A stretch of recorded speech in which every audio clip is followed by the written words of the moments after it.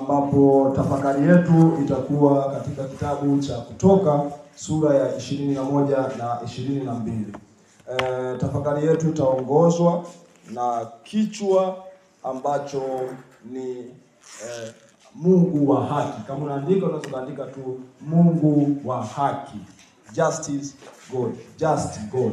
Kwa hicho ndicho tutakacho kuwa tunakiona katika tafakari yetu, na yako mambo mengi ambayo tutayaona kwa upana sawa sawa na vile tutakuwa na muda, lakini vile vile sawa sawa na vile Mungu atakavyokuwa anaendelea kutupa kibali katika tafakari yetu.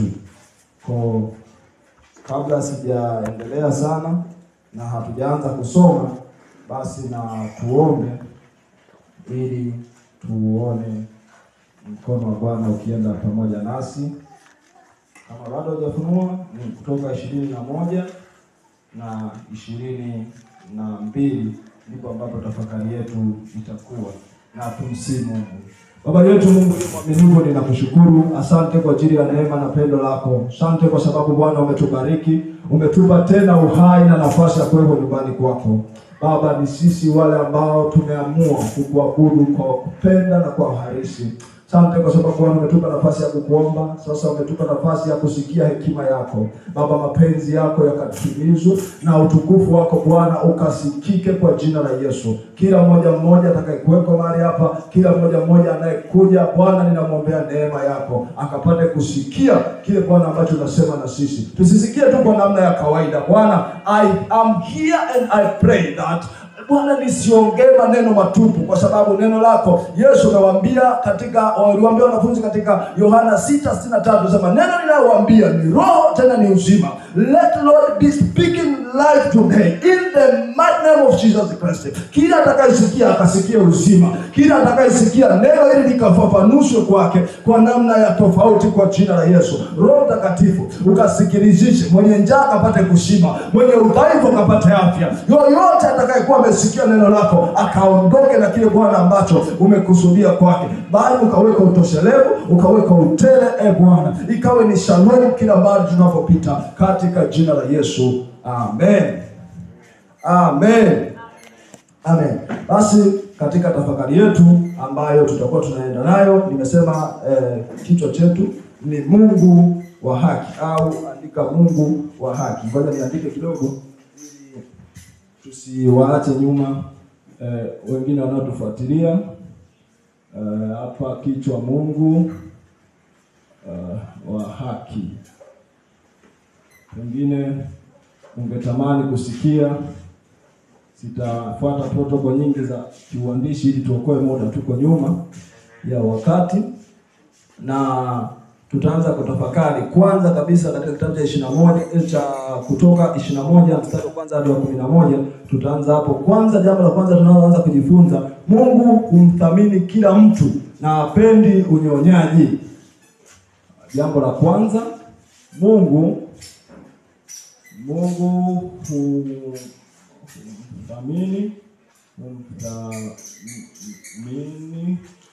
kila mtu na hapendi unyonyaji. Tusome alafu tutaona kwa nini tunaanza kutafakari hivyo. Nimesema ni Kutoka 21 mstari wa kwanza hadi wa 11. Hapo ndio tutakapokuwa tunaanzia tafakari yetu na kuona kuhusu Mungu wa haki. Hapendi watu kunyonywa, lakini anamthamini kila mtu. Tuone neno la Mungu anasemaje.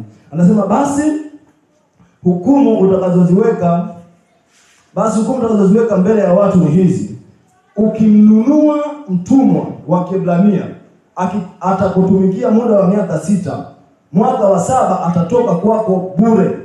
Ikiwa aliingia kwako peke yake tu, atatoka hivyo peke yake.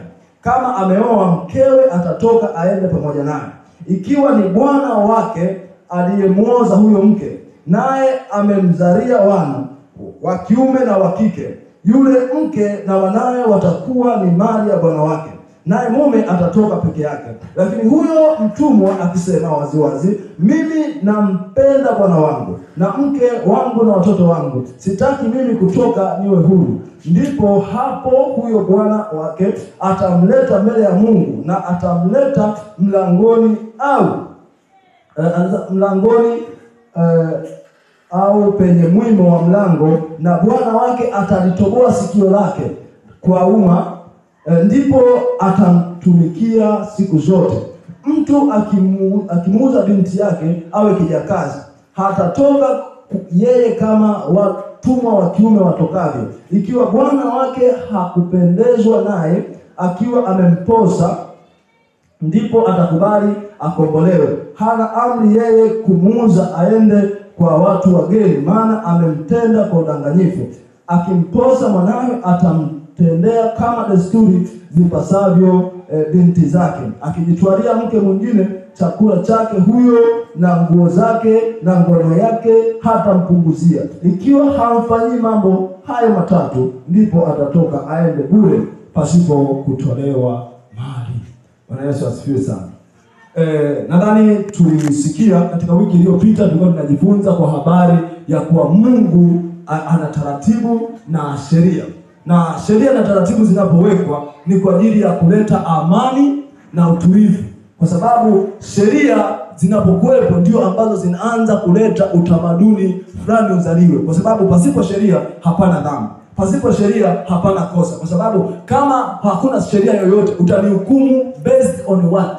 Yaani kama hakuna sheria hauwezi kuhukumiwa, kwa sababu hakuna msingi wowote ambao unasema umekosea hiki, ulipaswa kufanya hiki lakini umekiuka. Sasa akipo, hakuna huo mstari wa kumevuka. Sasa nani anakuambia umevuka mstari wakati haujavuka mstari wowote? Ndio maana sheria imekuwepo. Watu wengi wanapenda, kwa kizazi chetu hawapendi sheria. Yaani hawapendi kabisa sheria. Unasikia mtu anasema tunaishi katika neema, Bwana ametutoa kwenye utumwa wa sheria.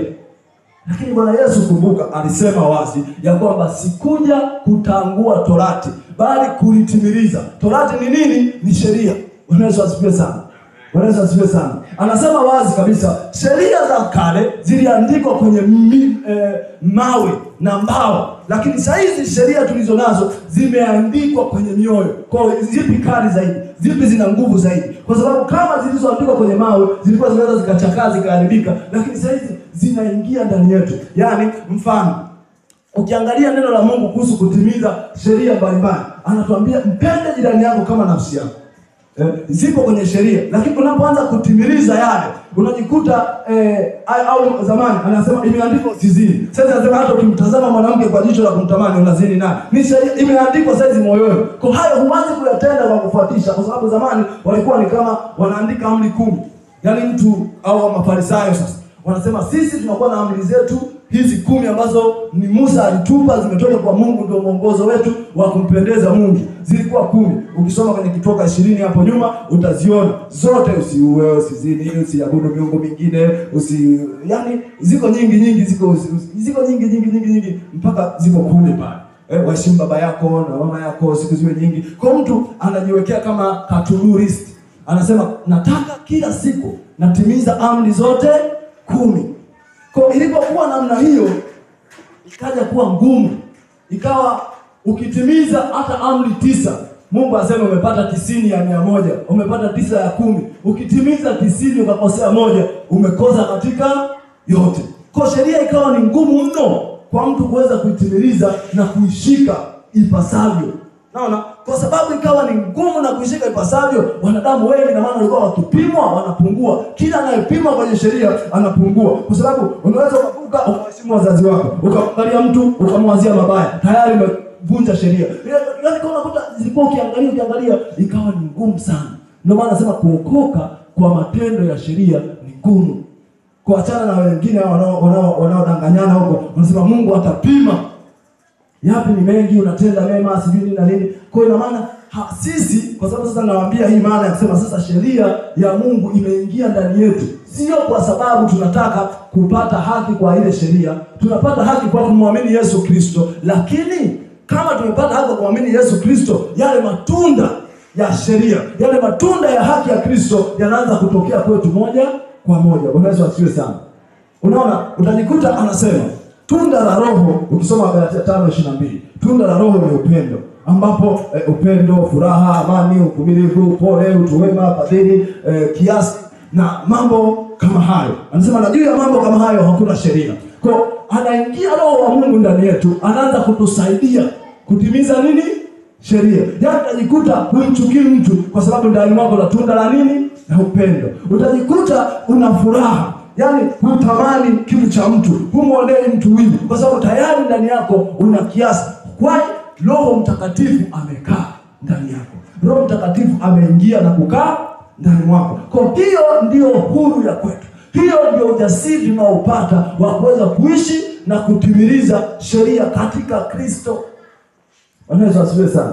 Na haki yetu sio haki ya kusema nimefanya hiki sijafanya hiki, nimefanya hiki sijafanya hiki. Haki yetu sisi iko ndani ya kumwamini Yesu Kristo. Kwa kazi yake kamilifu ya msalaba ndipo tunapokea na sisi kuwa wenye haki. Kwa mimi sio mwenye haki based on vitu ninavyovifanya na kukifanya na hiki na hiki na hiki, lakini vitu ninavyovifanya ni matokeo ya ile kazi kamilifu ya Yesu. Kwa sababu amekaa ndani mwake, Roho wake amekaa ndani yangu. Kwa sababu Roho wake amekaa ndani yangu, ninajikuta ninafanya sawa sawa na kile ambacho anataka nikifanye. Bwana Yesu asifiwe sana. Bwana Yesu asifiwe sana. Na watu wengi wanapata changamoto wanaposikia haki, hawajui haki ni nini, hawajui inakuwaje. Lakini haki ndio hiyo, mtu anahesabiwa kuwa huru mbali na makosa, anahesabiwa kuwa huru mbali na dhambi. Yaani hana madoa, mwenye haki hana madoa. Ndio maana neno la Mungu limetuambia wazi, mwenye haki wangu ataishi kwa imani. Lakini huyo akisita, roho yangu haina furaha naye. Kwa kumbe haki yetu sisi haipatikani kwa matendo peke yake, lakini inapatikana kwa imani. Kwa ikiwa na imani unaanza kumfaidi matunda ya Mungu mwenye haki. Sijui kama ninaeleweka vizuri. Ninatamani kila mmoja anielewe. Hii tukijua Mungu alivyo mwenye haki, tukijua haki ya Mungu itatusaidia. Yaani sio haki ya Mungu ya kuapia huko. Nataka tuijue haki ya Mungu, kwa sababu watu wengine wanasema, jamani nasema kweli haki ya Mungu, haki ya Mungu. Alafu hajui haki ya Mungu ikoje. Naona haki ya Mungu ndio hii ambayo tunaiangalia. Tunaanza kutimiza yale Mungu aliyoyasema katika sheria yake bila kutumia nguvu. Hatushindi dhambi kwa nguvu zetu, lakini Roho wa Mungu anakaa ndani yetu. Ushindi wa dhambi unakuwa automatically. Wakati wengine wanapambana, wanasema unawezaje kuishi bila kuzini? Unawezaje kuishi na mwanaume mmoja? Unawezaje kufanya hiki? Unawezaje usichukie watu? Wanakuuliza unawezaje yako mengi ambao wao wanaona kwao hayawezekani. Lakini wewe kwako, kwa sababu ndani yako tayari yuko Roho wa Mungu, unajikuta automatically unaweza. Hutumia hata nguvu. Yaani nakwambia mbona wewe uchukii? Yaani useme jamani najitahidi, yaani uwezo wako kale kama mechanism kokote kabisa. Kwa nini wewe unafurahi? Mtu anakuuliza kwa nini wewe unakuwa na furaha?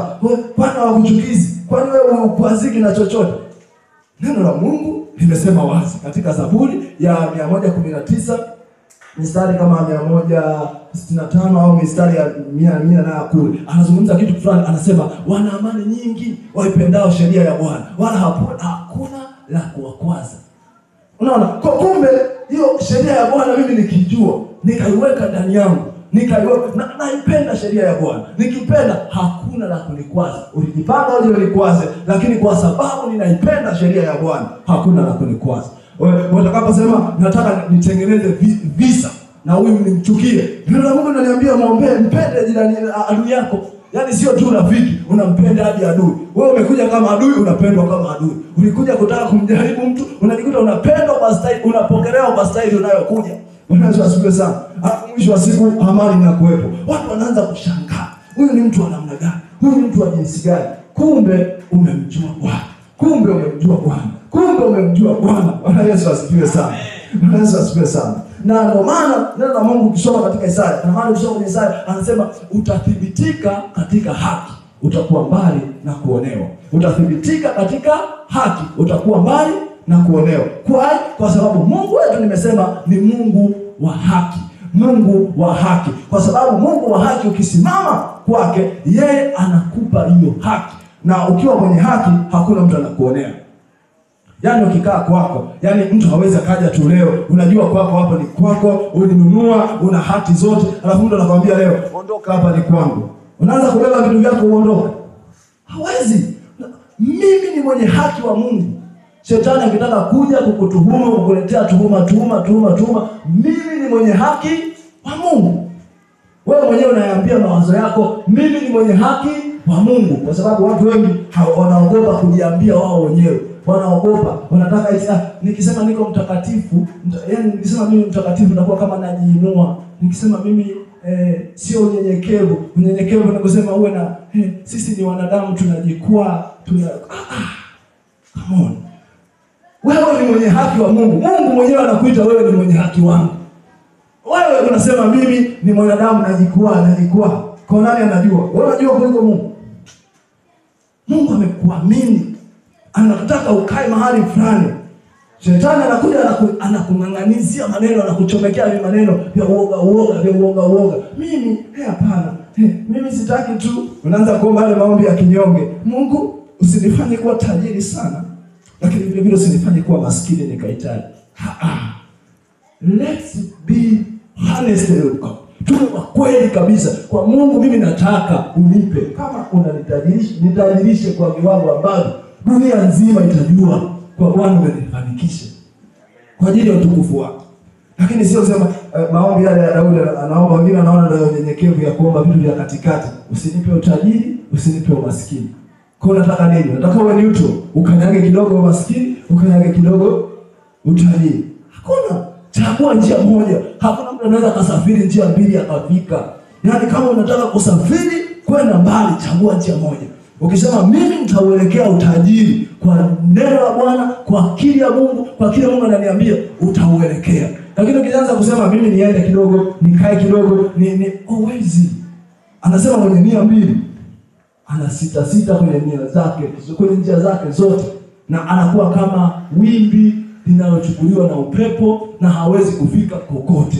Kwa moja ya jambo kubwa ambalo unaweza ukaliamua leo katika somo letu ambalo tunajifunza la Mungu mwenye haki ni kuchagua njia ya kuiendea. Ni kuchagua njia kwa mimi nitakwenda kwenye njia hii. Mimi nitakwenda kwenye njia hii. Kama neno la Bwana linatufundisha hivyo. Tunasema unalichukua neno la Mungu as absolute truth. Yaani ukweli wa mwisho, ukweli wa hali ya juu. Yaani hata zaidi ya mambo unayoyaona, zaidi ya mazingira unayoyaona. Kwa unalichukulia neno la Mungu ni ukweli mkamilifu. Kwa kama tunavyosema, Bwana ndiye mchungaji wangu, mimi sitapungukiwa na kitu.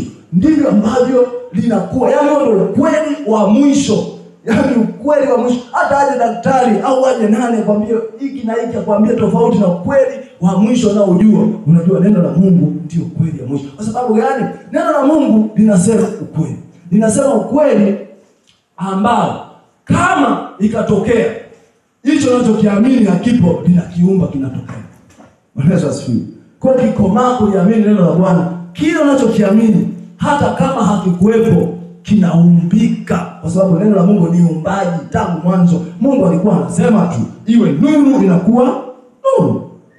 Kwa kuliamini neno la Bwana ni kama ile nuru, unaposema iwe, you activate it to become. Unapoamini unasema iwe, una maana kama tulipokuwa tunajifunza, Bwana anataka athibitishe yale ambayo ameyasema. Leo hii tusiendelee kumtaja tu kwa ajili ya jana. Tutakuwa nyumba hii na mashuhuda mengi sana ambao tunasema Bwana amefanya kwangu mimi, Bwana amefanya na hili kwangu mimi. Kwa wakati mwingine wanasema kitabu cha Matendo ya Mitume hakijakamilishwa kuandika, hakijafungwa kusema Matendo ya Mitume yalishia pale. Wako na mitume wa leo hii. Ndipo Bwana akamtokea mtume fulani. Wewe mwenyewe sasa ndio huyo mtume ambaye unatakiwa uendeleze historia kwenye Matendo ya Mitume. Ukaweka mikono juu ya wagonjwa, unasema alipita mitaa ya Dege, akamkuta mmoja hawezi, ameparalyze, anadhini na nini, akatembea kwa kuja, akamwambia tembea, simama uende kwa jina la Yesu, akatembea. Kwa ni Matendo ya Mtume nani? Daniel. Au Matendo ya Mtume nani? Amen. Kwa Mungu atusaidie. Tukimjua Mungu kwa viwango hivyo, kutenda miujiza inaanza kuwa kawaida. Yaani sasa miujiza hauiti tena miujiza, unasema ni kazi ya Mungu. Kazi ya Mungu. Yesu hakuna mahali anasema jamani kusanyikeni nitende muujiza. Anasema kazi ya Baba yangu. Ni kazi za Mungu. Yaani hizo ndio kazi za Mungu. Yaani hayo ndio mambo yake. Yaani akikuta tumikate tuko tuwili na samaki wako watatu, anawalisha watu 5000, alafu ndio kazi ya Mungu. Unaweza asifiwe sana. Hakuna wala ashangai. Wala ashangai. Unajua mtu ukiwa kwenye mahali fulani pageni, wewe utashangaa. Labda ukija Dar es Salaam kwa mara ya kwanza, wakikupitisha posta, jamani kuna manyumba marefu, kuna magorofa. Lakini wanaokaa huko kila siku wanapanda lift huko kwenye magorofa. Yaani mpaka hawayaoni kwa ni marefu kiasi hicho unachoyaona wewe. Yaani wenyewe kwao imekuwa ni kawaida. Ni matendo makuu ya Mungu. Kwa kuna viwango tukiendelea kukua kumfahamu Mungu, tukiendelea kukua kumjua Mungu na haki yake. Tukimjua kwa Mungu ni mwenye haki, tunaanza kuinuka. Tunainuka vile ambavyo vinawashangaza wengine. Wanasema ni miujiza, haiwezekani. Sisi kwetu tunasema ni kazi ya baba yetu. This is God we worship. Huyu ndiye Bwana tunayemwabudu. Hiki ni Bwana tunayemwabudu. Watu wanashangaa, inawezekana jambo hili? Tunasema Bwana tunayemwabudu ndiye anafanya mambo haya. Yaani hizi ndio show zake. Haya ndio mambo yake. Yani ukiona yani anakuchanganya, yani mengine yani anafikisha tu ambayo mpaka unashindwa kuelewa hivi. Ndio mambo ya Mungu, yani hizo ndio pigo zake. Yani anakuwa na mambo fulani uwezo kaelezea kwa macho. Wewe unaweza ukaelewaje wakati Daudi anamwambia Mungu nimeguswa sana, nataka kukujengea hekalu. Anamwambia kama dunia yote mimi na miguu. Yani sasa wewe unanijengea hekalu gani itanitosha? Anashtuka kama haikutosha. Alafu sasa maajabu yanakuja mengine. Anasema huyo Mungu na roho wake anakaa anatoshia ndani yangu. Haleluya. Yaani huyo Mungu na ukubwa wote huo, miguu yake inajaa dunia nzima, lakini roho yake yeye mwenyewe wote mzima amekuja ametoshea moyoni mwangu. Sijui kama nawe moyoni mwako ametoshea, lakini amekuja ametoshea, yuko ndani yangu. Anasema kaeni ndani yangu na mimi ndani yenu. Kumbe anaweza kunitosha ndani mwangu. Kwa kumbe hekalu kubwa analolihitaji sio tena na majengo na miti, ananitaka niwe ndani yangu. Bwana Yesu asifiwe sana. Bwana Yesu asifiwe sana. Bwana Yesu asifiwe sana. Hiyo ndio kitu ambacho ninatamani tuwe na ufahamu nacho. Tumjue huyu Mungu mwenye haki. Tumtambue huyu Mungu mwenye haki. Alafu show zake tunakuwa tunaenjoy tu. Sisi ni namna hii. Tunatembea tu tunaziona show za Mungu. Zile watu wanapita juu ya maji. Wanakuambia hapa angezama. Hili hatoki. Sisi tunaziona tu show za Mungu. Wanakutoka kwa ngambo ya pili. Walikuwa wanataka kusitoke, wanashangaa umevuka uko ngambo ya pili. Bukaje? Hizo ndio kazi za Mungu. Amefanyaje? Hiyo ndio kazi ya Mungu. Na wanamuuliza imekwaje? Anasema mimi sijui. Kama alikuwa ni yule mtu ni nini? Mimi sijui. Ninachojua ni kimoja. Hapa nilikuwa nakwama. Milioni ngapi sikuwahi kushika. Lakini sasa hivi nilikuwa sishiki. Sasa hivi ninazo. Kwa umefikaje? Mimi sijui. Ila mkono wa Bwana umefanyaje? Alibeba. Yesu asifiwe sana. Inawezekana. Pale tutakapoinua imani yetu. Imani ni multi-dimension. Utakapoiamuru popote inaweza ikaleta matokeo. Yaani haichagui. Ukisema imani yangu nataka kuiona kwenye mambo fulani, itaonekana. Na hauwezi kuitumia imani na muamuru Mungu kwenye mambo yako tu ya afya peke yake. Ukasema hiyo ndio nitaipeleka kwenye fedha. Utajikuta una afya tena, lakini kama humwamini Mungu kwenye mambo ya fedha, utabaki kuwa tena masikini. You see? Kwa tunataka kumwamini Mungu kwenye mambo yote. Imani ya mambo yote. Anasema yote yawezekana kwake aminiye. Yote ni nini? Yote. Yaani wewe nikikuuliza nitafsirie maana ya yote. Yote ni nini? Yote. Yaani ni yote. Yote huku na huku, yote ni yote. Kwa amesema yote yawezekana kwake amini. Kwa wewe unaamini? Wewe unaamini? Kama unaamini, yote yanawezekana kwako. Haleluya. Kanisa, haleluya. Haleluya. Kwa wale tunaoamini, yote yanawezekana. Wewe tupe muda tu. Tupe muda. Wanaoamini, yote yanawezekana. Boresha fahamu, boresha maarifa, mjue huyu Mungu wa haki. Yeye hana upendeleo. Anasema yeye hana upendeleo. Anaonyeshea mvua wenye haki na wabaya. Lakini huyo ukizijua kanuni zake vizuri ni Mungu wa haki. Ukisimama kwenye msingi wake vizuri ni Mungu wa haki. Utatendewa kama vile ambavyo amesema kwenye neno lake. Haleluya. Kwa sababu ya muda wetu tuangalie jambo lingine ambalo tunajifunza katika kitabu hiki cha Kutoka 21. Tuone jambo moja, ni Mungu anapotoa adhabu kwa vurugu na mauaji. Mungu anatoa adhabu kwa sababu ni Mungu wa haki. Kwa haki wakati mwingine ili itendeke, wanaofanya makosa wananyoshwa. Ndio maana hata kwenye nchi kuna magereza, kuna mahakama. Mtu akienda mahakamani, yani mtu kwanza anakuwa mtuhumiwa. Kuna jambo limefanyika kabla hajahukumiwa na mahakama. Kwa sheria zetu huyo mtu bado ni mtuhumiwa mpaka mahakama atakaposema, yani siku hakimu atakapopiga nyundo kwa huyu mtu akafungwe ni mhalifu au ni mfanyaji, hapa sasa ndo anakuwa amehukumiwa, ndo amekosa, amethibitishwa na makosa. Kwa hapo ndo anaenda kufungwa na kupata hiyo adhabu yake. Lakini Mungu pia huwa anafanya hivyo, anahukumu, anatoa adhabu kwa watu wanaoleta vurugu na mauaji. Kwa kama Mungu anahukumu, ina maana sasa hapo haki ndio inapothibitishwa. Na ndio maana anasemaje, hata siku ya mwisho inakuja ambayo Mungu atahukumu. Kwa yote hiyo kuwa ni Mungu ni wahukumu. Ukiona kitu ni hukumu, ina maana hiyo ni kauli ya mwisho. Hukumu ni kauli ya mwisho anayoitoa judge. Mungu wetu ni judge, tena sio judge wa kawaida, ni ndiye judge mkuu. Kwa yeye ndio judge, anatoa hukumu ya mambo ambayo hayakwenda yalivyopaswa kwenda. Kwa hiyo tunapaswa kumjua Mungu mwenye haki, kwa sababu jambo lingine anatoa adhabu kwa vurugu na mauaji. Jambo la pili hapa tunaliona, Mungu hutoa adhabu kwa vurugu na mauaji. Tutaona hapo katika Kutoka 21. Tutaanza mstari wa 12. Tutasoma yote mstari wa 12 hadi 27. Tutasoma mistari kadhaa ambayo nitatamani kuona. Anazungumzia hapo, tutaona kuna watu wanazungumzia mtu akiua kwa makusudi. Yaani tu mtu akajisikia anataka kumuua mtu akamuua. Nini kifanyike kwa ajili ya mtu huyo? Tunaona jambo lingine, mtu anayepinga mzazi wake, anamlaani, nini kinamtokea? Ngoja tusome maandiko alafu tuone kitu anachokisema Mungu kwa ajili ya mtu huyo. Anasema mtu yoyote ampigaye mtu hata akafa, hana budi atauawa mtu huyo. Lakini ndio maana naona hata kwenye nchi zetu kuna kesi za mtu kunyongwa hadi kufa. Hawasemi tu unyongwe, wanasema unyongwe hadi ufe. Yaani hadi uhakikishe umekufa, umekata roho na wewe.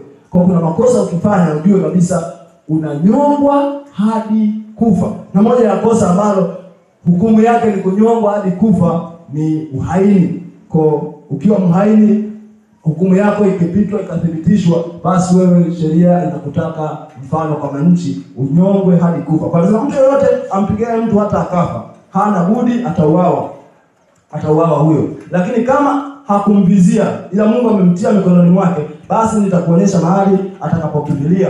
Lakini mtu akimwendea mwenzie kwa kujikinai kusudi apate kumuua kwa hila, huyo utamuondoa hata madhabahuni pangu auawe. Ampigaye baba yake au mama yake sharti atauawa. Unaona? Anasema yeye amwibiaye mtu na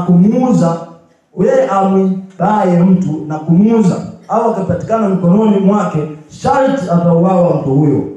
Yeye amwapizaye baba yake na mama yake sharti atauawa. Watu wakigombana na mmoja akampiga mwenzie kwa jiwe au kwa konde asife, lakini akalazwa kitandani mwake, atakapoinuka tena na kuenenda nje kwa kutegemea fimbo, ndipo hapo yule aliyempiga ataachwa, ila atamlipa kwa ajili ya hayo majira yake yaliyompotea, naye atamuuguza hata apone kabisa. 20. Mtu akimpiga mtumwa wake au kijakazi chake kwa fimbo, naye akifa mikononi mwake, hana budi ataadhibiwa. Lakini akipona siku moja au mbili hataadhibiwa, maana ni mali yake. Mtu waume wakipigana akamuumiza mwanamke mwenye mimba au akaharibu mimba, hata akaharibu mimba, tena yasiyo madhara zaidi, sharti atatozwa mali kama atakavyomwandikia mumewe huyo mwanamke, atamlipa kama hao waamuzi watakavyosema. Lakini kwamba pana madhara zaidi, ndipo utatozwa uhai kwa uhai, jino kwa jicho kwa jicho, jino kwa jino, mkono kwa mkono, mguu kwa mguu, kuteketeza kwa kuteketeza, jeraha kwa jeraha, chubuko kwa ajili ya chubuko.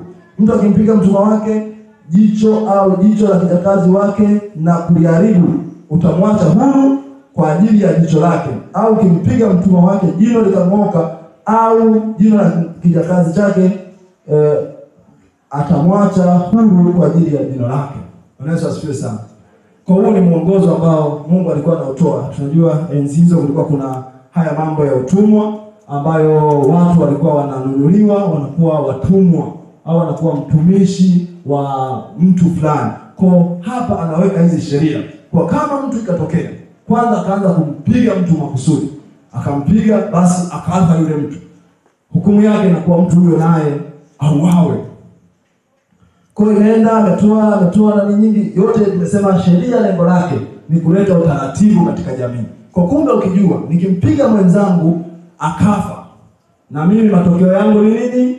Ni kufa. Kwa kama unataka kufa, wewe nenda mpige mtu afe. Kimpiga afe na wewe unakufa. Kwa usipange hiyo mipango ya kufanya mambo mabaya kwa namna hiyo, kwa sababu Mungu wetu ni Mungu mwenye haki. Yale unayoyafanya huwa yanakurudia, hata kama sio kwa namna ambayo yule uliyemfanyia akakurudishia, lakini Mungu anasema wazi katika kanuni ya neno lake ya kwamba yale unayopenda kutendewa, watendee watu wengine vivyo hivyo. Kwa kama Mungu amekujalia watu wanakusaidia kazi, watendee vile ambavyo mtoto wako angekuwa ndo mtu huyo wa kuwasaidia kazi watu wengine, ungependa atendewe. Na wewe mtendee huyo mtu anayekusaidia au unayefanya naye kazi hivyo hivyo. Ukifanya hivyo, ndivyo utaanza kuona tofauti, na ndio kanuni ya upendo na haki ya Mungu itaonekana. Kwa sababu uliwatendea wengine mema, ulisimama kwa ajili ya wengine wanaoonewa, ulisimama kwa ajili ya wanyonge. Kwa sababu wako ambao hao wengine wanakuja kufanya hiyo kazi wa kutumikia ni wanyonge, hawana namna, lakini wanapokuja kwako, watendee kwa wema, wathamini kama ambavyo ungetaka wewe uthaminiwe, kama vile ambavyo ungetaka mtoto wako anapomfanyia kazi mtu mwingine athaminiwe. Kwa kufanya hivyo, unajikuta ndipo unapojenga haki ya Mungu kukutendea. Ndio unapojenga yale Mungu anayotaka. Kwa hapa nilikuwa nataka ujue wazi kabisa, kwa sababu Mungu ni Mungu wa haki, huwa anatoa adhabu kwa vurugu na mauaji. Kwa ukiua unaweza kauliwa, na kuna mahali wanasema yatalipishwa. Kama umeng'oa jicho la mtu, na wewe la kwako linatolewa. Kama umekata mkono wa mtu, naye mkono wako unakatwa. Kama umetia jeraha, na wewe unatiwa jeraha. Wapo imani zingine wanasema ni wa misingi hiyo. Ukimpiga naye anakupiga. Yaani ni jino kwa jino. Umenipiga nikatoka jino, na wewe unapigwa jino litoke. Yaani kama nilikuwa nzima unagongwa, hata na prize wananing'oa mpaka na wewe litoke. Umemsababisha jeraha, naye anakuumiza. Kwa wako watu wa namna hiyo, imani ya namna hiyo. Lakini huku mbele sisi Bwana Yesu ametufundisha kusamehe. Anasema kuwatendea mema hata wanao tuudhi. Na kwa namna hiyo ndipo nafanya kisasi cha Mungu kiingie kati. Kwa sababu ukilipa kisasi wewe mwenyewe kwa hasira yako, kuna wakati mwingine utalipa kidogo. Wewe utatoa tu jicho au utatoa jino, kumbe Mungu anataka kumuua kabisa huyo mtu. Ndio maana tunasema tunaacha kisasi cha Bwana kitende kazi. Kisasi cha Bwana kinapoingia mahali, ndicho kinaleta matokeo ambayo ni zaidi hata ambavyo wewe ulitarajia. Kwa kumbe mwingine ungempa adhabu kubwa, ungemtoa mkono kwa mkono, kumbe Mungu alitaka amsamehe, amwache ajifunze kwa kosa hili. Kwa ndio maana tunaagizwa sisi tusiwe watu wa kulipa kisasi, tusilipe ovu kwa ovu, ili tuanze kuiona haki ya Mungu ikifanya. Kwa sheria inatusaidia sana kuleta usawa, kuleta amani, kuleta haki tendeke. Kwa sababu sheria ikiwepo ikawa imara, sheria inaanza kutuongoza kwa nikivuka hapa, Ndio maana hata barabarani unaposafiri au unapoendesha barabarani wamekuchorea mistari. Ina maana ukihama mstari wako wanakuambia unapoenda huku upite mkono huu, unapoenda upite huku. Wewe ukianza kuvuka unaendesha upande wa mwenzio, ina maana mnapogana unasababisha ajali, wewe hukufuata sheria. Lakini wewe mtu wa Mungu ukizamini unakuwa mtiifu kwa sheria, ina maana unatembea haki ya Mungu inakuwa inakulinda, ndipo ambapo unaenda kufika salama. Hata kama mtu alikatisha amekuja kukugonga, sheria ikija kuangaliwa, wewe ulihama kaja kumgonga huyu wakati yupo kwenye upande wake, wewe ulifuata nini huko? Yule aliyefanya vibaya anahukumiwa kwa makosa na anaweza kukulipa, yani anapaswa kukulipa kwa kile alichokufanyia makosa. Kwa nini? Kwa sababu wewe umeijua sheria ya Bwana, umetembea kwenye sheria ya Bwana. Sheria ya Bwana, neno la Mungu linasema mambo mazuri sana kuhusu sheria ya Bwana. Na ukijua utaanza kuipenda. Amesema katika Zaburi pale za mwanzoni, anasema sheria ya Bwana hutia hekima. Sheria ya Bwana humtia macho nuru. Sheria ya Bwana, yani ukijua neno la Mungu lote ni sheria ya Bwana, ukianza kulitafakari neno kama sheria ya Bwana yote kwa jumla, unaitafakari. Kama hapo naona anasema msimlipe mtu neno baya, msifanye neno baya kwa mtu mwingine, watendee watu tunataka kutendewa. Ina maana tunapoanza kufanya namna hiyo, tuna activate haki ya Mungu. Tunaifanya jamii yetu iwe na amani. Tunaifanya jamii yetu ifurahie kuwa na watu wa namna yetu. Kwa nini? Kwa sababu kabla hatujaenda kuhukumiwa na mahakama, dhamiri zetu zinasimama kutuambia kwa nini umtendee mtu kibaya ambacho wewe usingependa kutendewa? Kwa nini nimfanyie mtu kibaya ambacho mimi nisingetaka nifanyiwe? Mungu anaona huku kuna mahali Mungu ametoa maelekezo mengi. Tusiwaonee wageni, tusiwaonee wajane, tusiwaonee yatima. Ametoa hayo yote, ameyaweka kwa hawa wanyonge wanapomlilia Mungu. Kama wewe waonea, yani wewe imagine ndio umeleta matatizo, alafu watu wanaenda kukushtakia kwa Mungu. Sasa Mungu ashughulike na wewe. Yani sema Mungu, huyu anatutesa, huyu anatuonea, huyu hatufanyii hivyo sawa sawa. Mungu tunakuomba tushughulike na wewe ndio upo pale kwenye kesi. Wewe ndio mtuhumiwa, wewe ndio unapelekwa mbele za Mungu kwa ajili ya kuonea watu. Wewe nadhani utakuwa salama? Hakuna namna utakuwa salama. Tunakushtakia kwa Mungu, na Mungu wa haki atafanya mambo makubwa kwa ajili yako na atalipa kwa namna ambayo hutakuja kusahau. Na wengine wakikutazama wanajifunza, wanasema kumbe hatukujua Mungu ni mwenye haki namna hii. Mungu ni mwenye haki namna hii. Lakini kabla hajaleta hukumu, analeta sheria. Anakuambia sheria ya Bwana ni hii hapa. Sheria ya Bwana iko hii, ni hii. Maelezo yake ameyatoa. Unapoyazingatia uko salama. Unapoacha kuyazingatia na kufanya unavyotaka wewe kujifanyia, unajikuta unaanguka na kufika habari. Lakini kuna jambo lingine ambalo tunaweza tukajifunza katika kitabu cha Kutoka 21 mstari wa 33 na 36, anazungumza jambo moja. Anasema hivi, ngoja tuone sheria kuhusu wanyama. Tunajifunza jambo lingine kwa sababu Mungu ni wa haki, haishii tu kukuacha wewe peke yako, lakini kuna sheria mpaka kuhusu wanyama. Sheria ya Bwana kuhusu wanyama. Ipo katika Kutoka 21 mstari wa 33 hadi 36. Anasema ni mambo ya kijamii kabisa. Yaani haya hayahitaji hata uwe rohoni ili uyaelewe. Yako ya kawaida. Nawe nyumbani na wanyama, na huyu ndugu yetu mwingine anafuga na wanyama. Sasa tusome hapa tuone.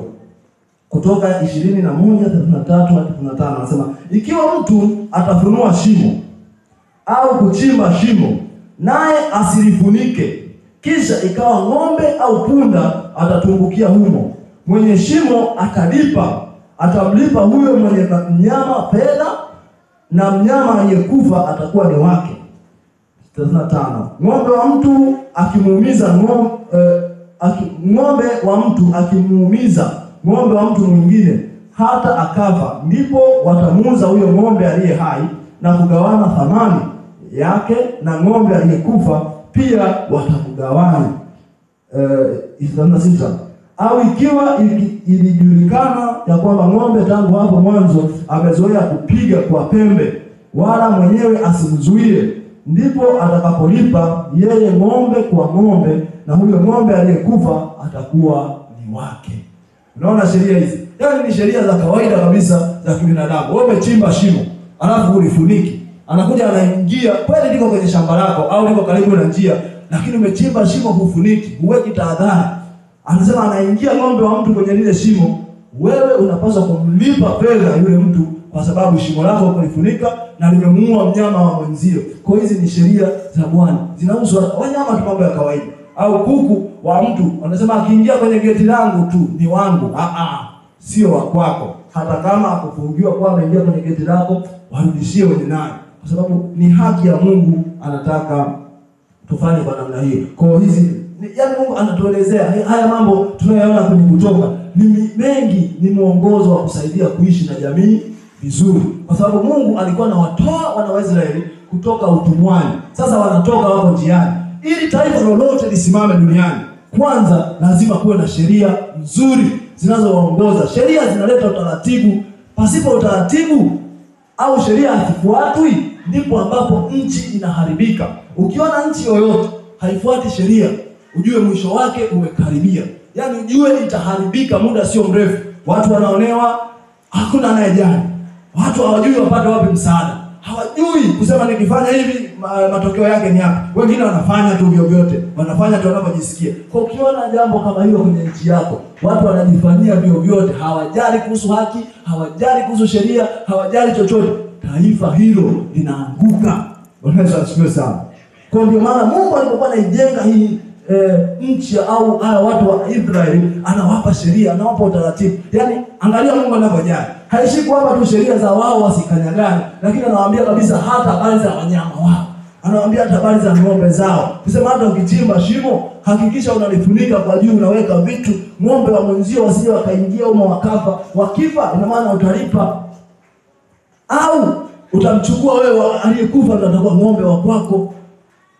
Aliyeshindwa atakuwa wa kwako, kwa sababu wewe hukufuata kuzingatia kile ambacho Bwana amekisema. Kwa Mungu akusaidie kuwa mwangalifu, usisababishe madhara kwa mali za watu wengine. Huko kwenye jamii tunaishi, hatuishi peke yetu. Wanasema human being is social nature. Yaani sisi wanadamu ni watu wa jamii. Hauwezi ukaishi peke yako tu. Kwa usisababishe madhara kwenye mali ya mtu mwingine. Usisababishe madhara kwenye vitu vya watu wengine. Sisi kama watu wa Mungu ndio tunapaswa kuwa wasimamiaji wazuri wa rasilimali za watu wengine. Bwana Yesu asifiwe sana. Tunasimamia vizuri za kwetu, lakini tunasimamia za watu wengine. Hatui chanzo cha kusababisha mambo kuharibika. Hatui chanzo cha kusababisha mambo kwenda vibaya. Bwana Yesu asifiwe sana. Labda kabla sijaendelea sana kwenye sura ya 22, niulize kama kuna mtu una swali au unanyongeza.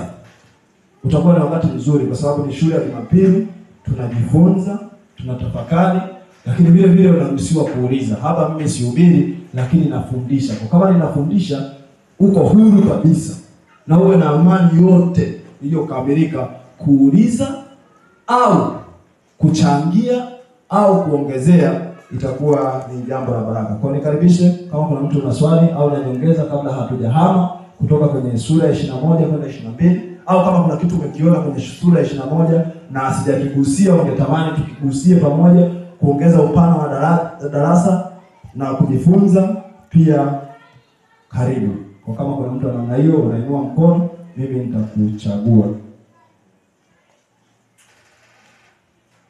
Naona pana kimya, ina maana ni ruhusa ya tuendelee mbele. Bwana Yesu asifiwe sana. Sababu tunakimbizana muda, basi tuingie sura ya 22. Sura ya 22 kuna mambo kadhaa ambayo tutayaona. Kuna fidia, kuna haki za mali na huruma kwa wanyonge. Kwa pia Mungu anaendelea kutusisitiza kujifunza katika sura hapo sura ya 22 tunaanza kuona kwanza tunaona mambo ya fidia, haki za mali. Tunaanza kuona haki dhamari, tunaona kuhusu fidia. Alafu tunakuja tunaona na huruma kwa wanyonge. Naona na huruma kwa wanyonge.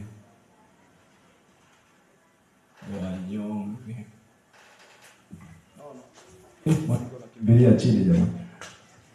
Ubao umepinda nini? Au mkono wa mwandishi umepinda. Kwa Mungu hapa tutaona kwenye sura 22 kuhusu haki, amani, fidia na huruma kwa wanyonge. Utasoma kutoka mstari wa kwanza. Hapa sasa tunarekebisha kutoka 22 mstari wa kwanza hadi wa 15. Hapa utaanza kuona haki za mali na huruma kwa wanyonge, lakini pia na fidia. Unaanza kuona hapo fidia kwa wizi. Mtu akiiba fidia yake iweje? Ngoja tusome kidogo. 22 anasema mtu akiiba ng'ombe au kondoo na kumchinja au kumuuza, atalipa ng'ombe 5 badala ya ng'ombe mmoja, au kondoo 4 badala ya kondoo mmoja. Unaona haki, lakini fidia na haki ya kumiliki. Kwa mtu katokea amekamatwa kwa hii sheria, ameiba ng'ombe mmoja, amemuuza au amemchinja, anapaswa kulipa ng'ombe hao 5, kwa sababu huo ndio ulikuwa muongozo wa kukomesha wizi. Kwa ukiona kama wewe ulikuwa unatamani kuiba mmoja ng'ombe, unajua nikikamatwa nalipa 5, ile tamaa yako inafanyaje? Inaisha, inapungua. Utatoa wapi 5? Bora nikapambane kuendelea kutafuta nisiibe wa mtu. Kwa ukiiba unajua kabisa fidia ndio hiyo. Umeiba kondoo mmoja, kikamatwa 5. Umefanya sijui nini na nini, kinajilipa hata mara 5 kwa kile kitu kilichokuwa naiba kimoja. Kwa hizo tamaa ndogo ndogo utaanza kuziacha na utazikimbia. Na usisahau ya kwamba shetani pia ni mwizi. Shetani ni mwizi sana. Na Biblia imetutambulisha hivyo katika Yohana 10 na mstari wa 10. Anasema mwivi haji ili aibe na kuharibu, lakini mimi nalikuja ili muwe na uzima, tena muwe nao tele. Ni Bwana Yesu anatuambia mwivi haji. Mwivi ni nani? Ni shetani. Anaiba. Kwa shetani ni mjanja, anaiba. Japo akikamatwa, wewe mwenyewe ukimkamata unaona ili eneo naona shetani ananiibia kwenye kalama yangu, unaanza kupambana naye akulipe mara 5. Sio maana hii sheria. Kwa ukiona kitu chochote kinaibiwa na shetani, unaanza kukomaa, unasema nanyang'anya vitu vyangu na unalipa mara 5. Akiona na mdai hivyo, anapunguza speed yako kuibia. Unajua huyu jamaa anaanza kunikomba na waibia wajinga wengine, huyo anakuja kuninyang'anya na kulipa yeye. Ukimkamata vizuri kwenye sheria ya Bwana, analipa, anarudisha. Kama nitaka kuibia afya, unakomaa naye, unamwambia Mungu ameniahidi uzima. Wewe shetani anataka kuniibia afya, nakomaa na wewe, unarudisha mara 5.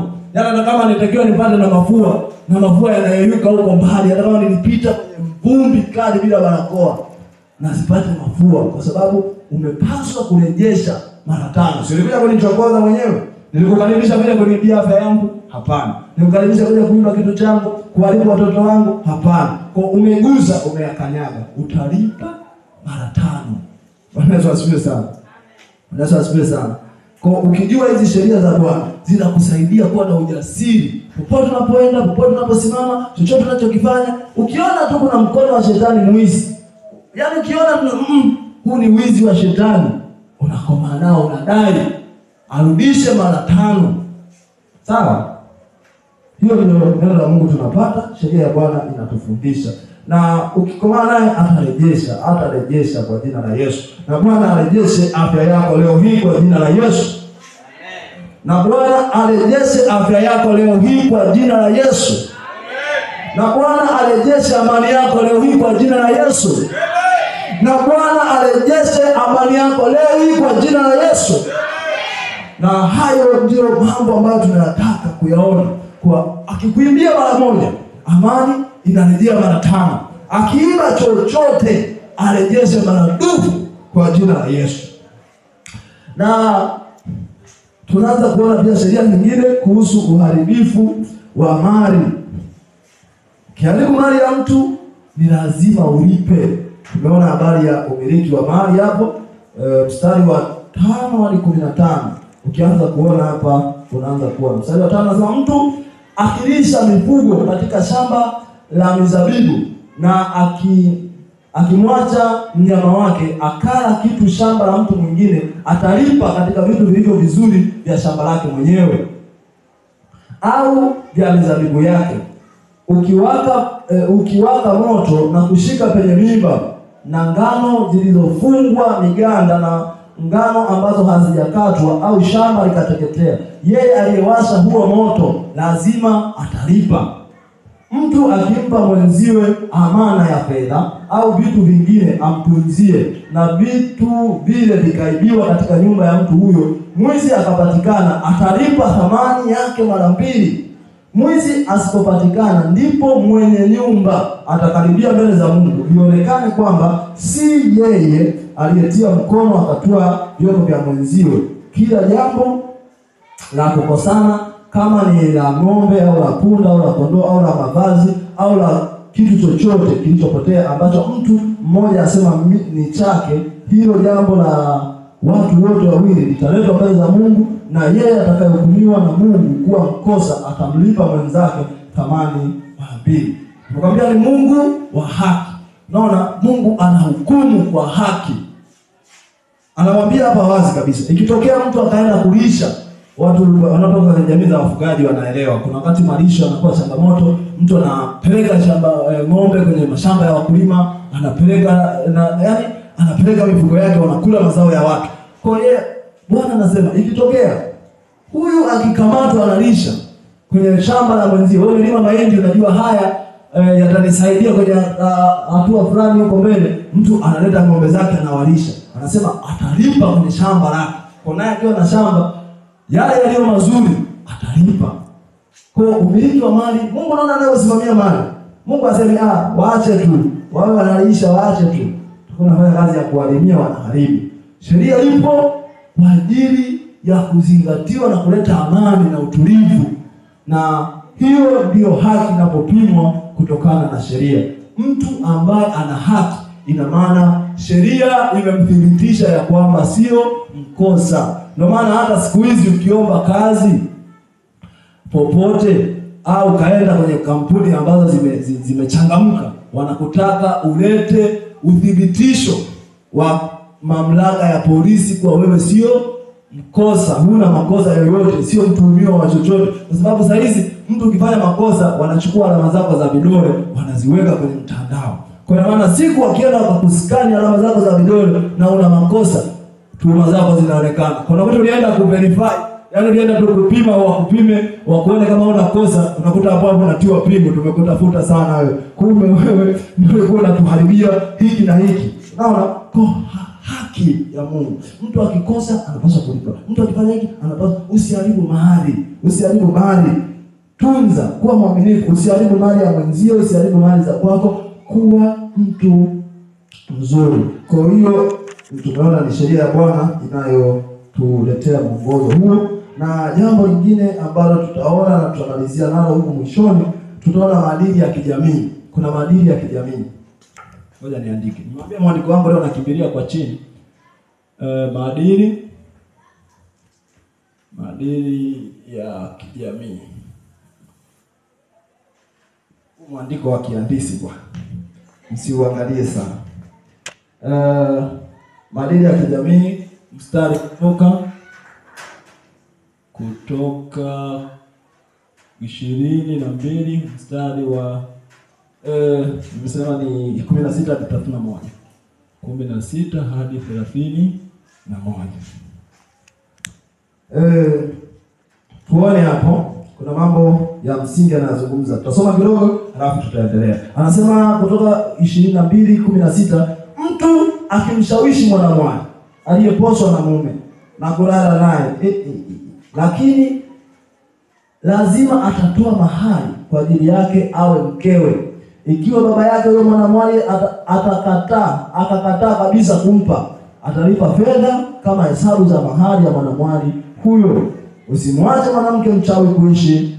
Mtu yeyote alalaye na mnyama sharti atauawa. Mtu atamchinjia Mungu sadaka, Mungu yeyote isipokuwa ni yeye Bwana peke yake, ataangamizwa kabisa. Usimwonee mgeni wala usimtendee jeuri, kwa kuwa ninyi mlikuwa wageni katika nchi ya Misri. Usimtese mjane yeyote aliyefiwa na mumewe, wala mtoto yatima. Ukiwatesa watu hao katika eneo lolote, nao wakinililia mimi, hakika yangu nitasikia kilio chao, na hasira yangu itawaka moto, nami nitawaua ninyi kwa upanga, na wake zenu watakuwa wajane, na watoto wenu watakuwa yatima. Naona jambo hilo? Anaanza na vijana watukutu. Vijana watukutu. Nasema wanaoenda wanaona mwanamwali. Yaani mwanamwali ni binti ambaye yuko tayari kuolewa, aliyekaribia kuolewa hivi. Anasema huyo kijana akitoka, akaenda akamshawishi huyu mwanamwali, akalala naye, anapaswa, yani hakuna discussion, anapaswa kulipa mahari, amoe huyo binti, amchukue awe mke wake.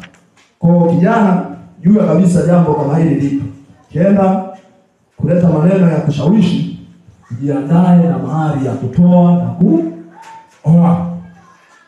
Na jambo lingine anatusisitiza. Umeona hapa anasema usimwache mwanamke mchawi aishi, lakini katika kujifunza sisi tunaamini ya kwamba roho ya mwenye dhambi, yani Mungu anaichukia dhambi, lakini anamtaka mwenye dhambi. Kwa kama inawezekana kupiga uchawi, alafu mchawi akauacha uchawi na akaja kwa Yesu, hiyo ni bora zaidi kuliko kumuua mtu kwa sababu ya kusema ni mchawi. Kwa hapa dhambi ndio inaopigwa, lakini mwenye dhambi anakuwa sawa sawa. Neno la Mungu linasema anamtaka mwenye dhambi, alikuja kwa ajili ya mwenye dhambi, lakini dhambi huwa haitaki. Bwana Yesu asifiwe sana. Muda wetu umeenda na umeisha. Japokuwa tulichelewa kama dakika 5 kwanza, lakini tunamaliza mapema ili tusivute muda zaidi. Na hili jambo ambalo nasisitiza, wengi huko wanapambana kutaka kuwaua wachawi. Wachawi hatushindani nao kwa kuwaua kimwili. Vita vyetu sio vya damu na nyama. Usiende kwanza kuua watu kwa hisi bwana macho sijui yakoje tumuue mchawi, no. Uchawi unapambana nao kwa roho. Mtu anauacha uchawi, yani yule ni mtu ni mzuri tu, lakini anasukumizwa na hizo roho. Uchawi kama kaweza kumtoka, anakuwa mtu mzuri. Kwa maana kwenye Biblia tunaona kuna mtu alikuwa anaitwa Simoni mchawi. Alikemewa, uchawi ukamtoka, baadaye akawa tunaye mtu wa Mungu safi. Kwa hizo roho zinazowatumilisha watu, ukiwaua watu unakuwa umewaondolea kile kitu ambacho Mungu alitaka kiwe. Basi kabla hatujamaliza kabisa, tumshukuru Mungu kwa ajili ya somo letu. Najua maswali hayajakuwepo, tulitamani tujadili, lakini naamini tumesikia kile Mungu alichotupa. Basi tuombe. Bwana Yesu Mungu mwaminifu, tunakushukuru, asante kwa ajili ya nafasi hii ambayo umetupa kujifunza neno lako. Tumetafakari na tumeona wazi ya kwamba Bwana umesema na maisha yetu. Ninakubariki Bwana kwa ajili ya watoto wako hawa. Ninakushukuru kwa ajili ya kila mmoja ambaye amesimama, amejifunza, amesikia neno lako. Bwana tujalie kutendea kazi. Wewe ni Mungu wa haki, na haki yako Bwana ikatawale kwenye maisha yetu. Haki yako Bwana ikatawale kwenye nchi yetu. Haki yako Bwana ikatawale kwenye dunia hii. Tukaione Bwana sheria ya kwako itia watu hekima ikiwa juu yetu, ikitutia maarifa na hekima na adabu. Katika jina la Yesu Kristo, kila mmoja Bwana tukaone ukuu wako ukimsaidia, ukituwezesha kuishi katika kupendeza. Kwa jina la Yesu Kristo naomba na kuamini. Amen. Amen. Bwana wabariki. Karibu kiongozi. Amen.